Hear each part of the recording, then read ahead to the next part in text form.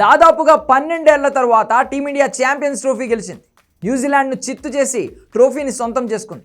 భారత్కు ఇది వరుసగా రెండో ట్రోఫీ. 9 నెలల ముందే టీ20 ట్రోఫీని భారత్ కైవసం చేసుకుంది. భారత్కు వరుస ట్రోఫీలు అందించిన కెప్టెన్ రోహిత్ శర్మపై పలువురు ప్రశంసల వర్షం కురిపిస్తున్నారు. రోహిత్ బెస్ట్ కెప్టెన్ అంటూ పొగడ్తలతో ముంచేస్తున్నారు. తాజాగా రోహిత్ని భారత మాజీ క్రికెటర్ వీరేంద్ర సెహ్వాగ్ ఆకాశానికి ఎత్తేశాడు.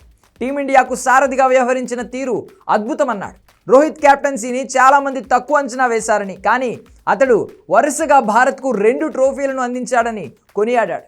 భారత్ క్రికెట్లో ధోనీ తరువాత ది బెస్ట్ కెప్టెన్ రోహితే అన్నాడు. తన బౌలర్లను వినియోగించుకునే విధానం, జట్టును హ్యాండిల్ చేసే విధానం చాలా బాగుందని ప్రశంసించాడు. అదే సమయంలో రిజర్వ్ బెంచ్కే పరిమితమైన ప్లేయర్లను సముదాయించడం చాలా బాగుందన్నాడు.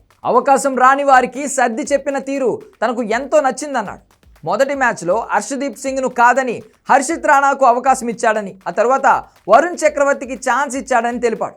ఇదే అతడిని ది బెస్ట్ కెప్టెన్గా నిలిపిందని చెప్పుకొచ్చాడు. అతడు తనకంటే తన జట్టు కోసం, సహచరుల కోసం ఎక్కువగా ఆలోచించే కెప్టెన్ అని కొనియాడాడు.